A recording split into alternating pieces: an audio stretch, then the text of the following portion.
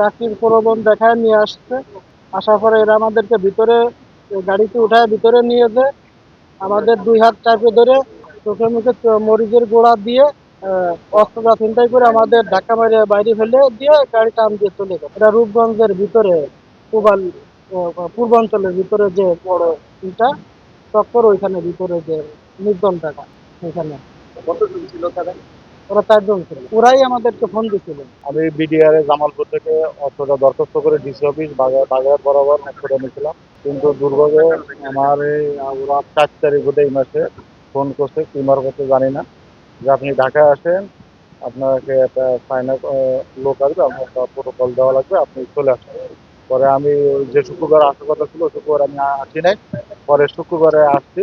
অবশ্যই আপনি নতুন বাজারে যে অপোজিটই বাড়িধারার ওই যে ময়লা যে জায়গায় ফেলে, সে ময়লা ফেলানোর ওই জায়গায় আমাকে বলছে আপনি ওই জায়গায় একটু দাঁড়ান, আমরা গাড়ি নিয়ে আসছি। ওরা গাড়ি নিয়ে আসছে, গাড়ি নিয়ে আসার পরে একটা সেই মাইক্রোবাইজের সাথেই আছে আমাদের, আমার গাড়িতে উঠেছে। পিছনে একটা ছেলে, ডাইন পাশে একটা, বাম পাশে একজন, ড্রাইভার একজন, ড্রাইভারের পাশে একজন। এই লোক আমার 100 কোটির মাথায় নিয়ে যে বলে যে তোর সব ইতিহাস জানি, তো তারপরে মরিচের গুঁড়োটা দিয়ে অস্ত্র নিয়ে গাড়ি নিয়ে চলে। এটা একটা চক্র, আপনারা জানেন যে এটা একটা চক্র যারা অস্ত্র ছিনতাই করে। এই চক্রটা তারা অনলাইনে বিজ্ঞাপন দেয় যে যাদের অস্ত্র আছে তারা যেন তাদের সাথে যোগাযোগ করে, তারা চায়না কোম্পানি যারা বিদেশি আছে তাদের বডিগার্ড হিসেবে নিয়োগ দেওয়ার জন্য এই বিজ্ঞাপনটা দিয়ে থাকে এবং তাদেরকে বেশি বেতনে নিয়োগ দিতে এই বিজ্ঞাপনটা হয়। এই বিজ্ঞাপন পাওয়ার পরে দেশের বিভিন্ন জায়গা থেকে যারা লাইসেন্সধারী লোক, যাদের অস্ত্র আছে এবং যারা সিকিউরিটি বা বডিগার্ড হতে আগ্রহী, তারা তখন যোগাযোগ করে।